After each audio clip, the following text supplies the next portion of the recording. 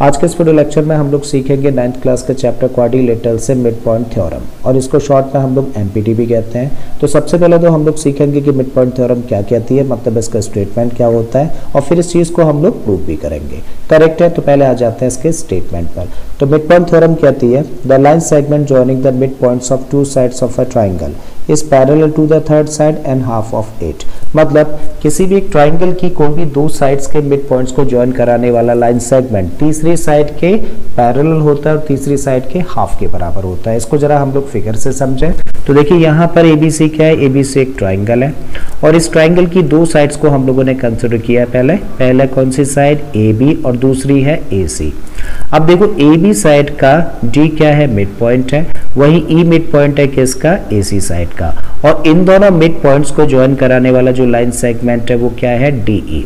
Correct, तो DE इस third side BC के पैरेलल है और DE की लेंथ इस साइड की लेंथ के हाफ के बराबर है। ऐसा हम लोगों को प्रूव करना है। करेक्ट है, तो इसके लिए हम लोग क्या कर रहे हैं, एक छोटा सा कंस्ट्रक्शन कर रहे हैं, और कंस्ट्रक्शन में हम लोगों ने क्या किया, C से एक लाइन ड्रॉ कर रहे हैं जो कि पैरेलल होगी किसके, BA लाइन सेगमेंट के। मतलब ये लाइन पैरेलल है किसके, BA लाइन सेगमेंट के। साथ ही जब DE को आगे प्रोड्यूस किया जाता है, तो जब DE को आगे प्रोड्यूस करेंगे और यहाँ से एक लाइन ड्रॉ करेंगे तो मान लेते हैं कि दोनों लाइन्स एक पॉइंट पर मिलती है और उस पॉइंट का नाम क्या है, F। और इस तरीके से DFCB एक क्वाड्रिलेटरल फॉर्म हो जाता है। आई थिंक यहाँ तक चीजें समझ आ रही हैं। अब बात को आगे बढ़ाते हैं हम लोग इन दो ट्राइंगल से। पहला ट्राइंगल है ट्राइंगल AED यानी कि ऊपर वाला ट्राइंगल, और दूसरा ट्राइंगल ये वाला, इसका नाम क्या है, ट्राइंगल CEF।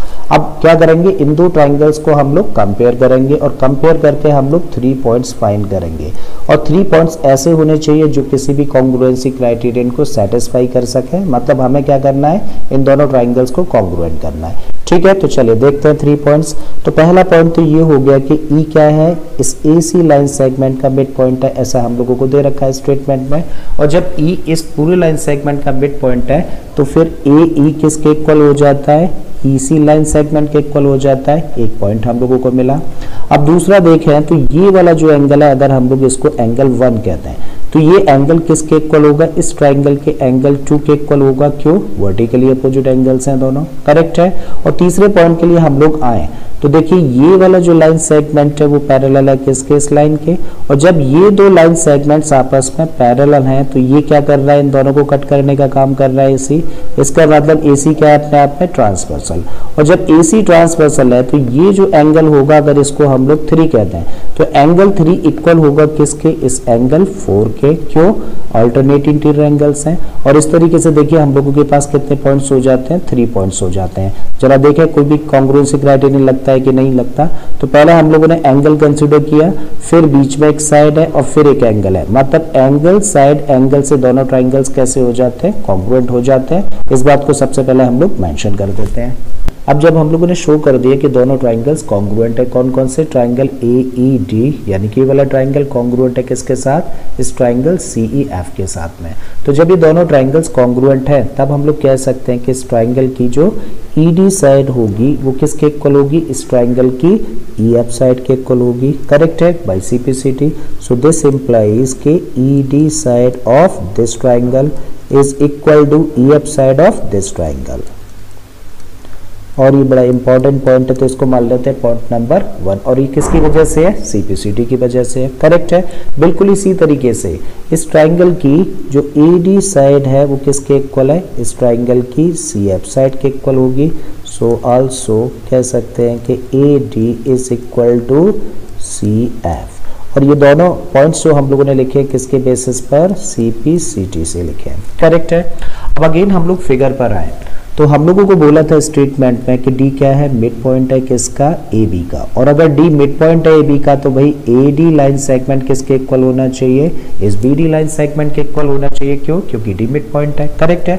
तो चाहे तो हम लोग क्या कर सकते हैं, इस AD के प्लेस पर, AD के प्लेस पे क्या रखा जा सकता है, BD रखा जा सकता है, रख देते हैं। सो AD के प्लेस पे यहाँ पे हम लोगों ने रखा क्या, BD, and this equal to CF।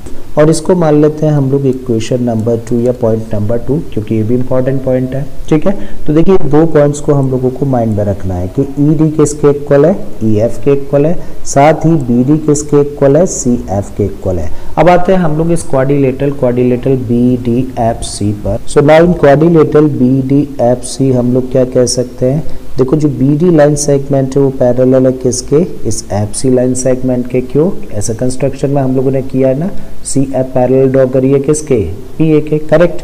और दूसरा पॉइंट अभी भी हम लोगों ने फाइंड किया कि BD किसके इक्वल है, CF के।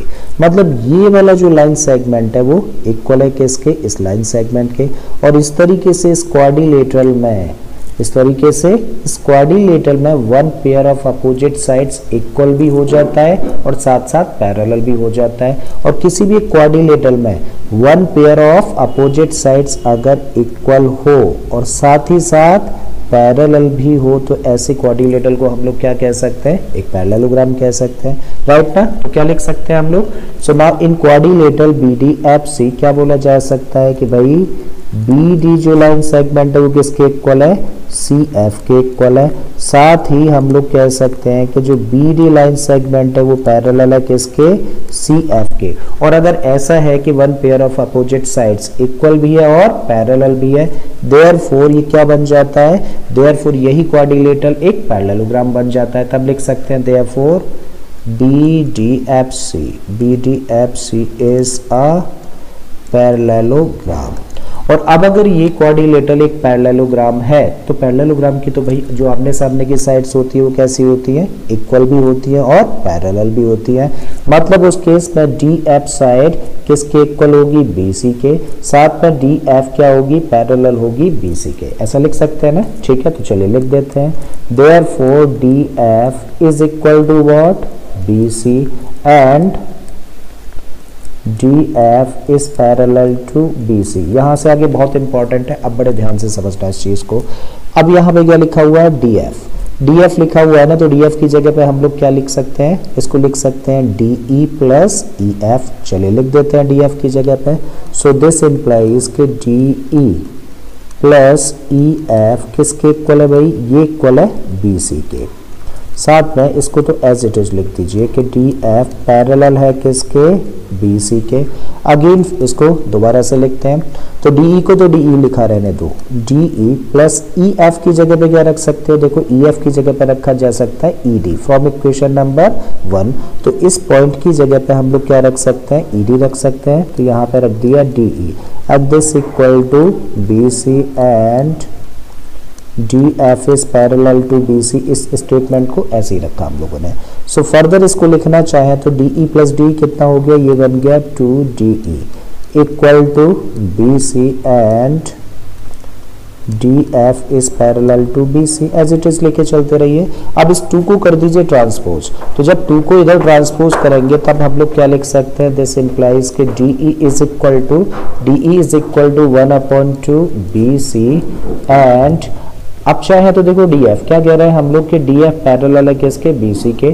और अगर DF पैरेलल है तो भाई इसका पार्ट भी तो पैरेलल होगा ना, तो चाहे तो DF के प्लेस पे क्या रख सकते हैं हम लोग, DE रख सकते हैं, करेक्ट है। तो इस DF की जगह पे अब हम लोग लिख सकते हैं क्या, DE is parallel to BC, correct. देखिए हम लोगों को यही चीज प्रूव करनी थी ना कि किसी भी एक ट्राइंगल में उस ट्राइंगल की दो साइड्स के मिड पॉइंट्स को ज्वाइन कराने वाला जो लाइन सेगमेंट होता है वो थर्ड साइड के हाफ के इक्वल होता है, साथ ही वो थर्ड साइड के पैरेलल भी होता है, करेक्ट। तो यही चीज हम लोगों ने प्रूव करनी थी और हम लोगों ने कर दिया। तो मुझे उम्मीद है स्टूडेंट्स कि आप लोगों को ये थ्योरम अच्छे से समझ आ गई होगी। अगर ऐसा है तो प्लीज वीडियो को लाइक कर दें, चैनल को सब्सक्राइब कर लें और बाकी की इसी तरह की थ्योरम्स और बाकी के क्वेश्चंस के लिए आप मेरी प्लेलिस्ट पर चले जाइए। ऑलरेडी इस तरह की बहुत सारी थ्योरम्स और क्वेश्चंस मैंने ऑलरेडी अपलोड किए हैं। मैं फिर से आता हूँ एक नए क्वेश्चन, एक नए कॉन्सेप्ट के साथ में। Till then keep learning and thank you for watching this video.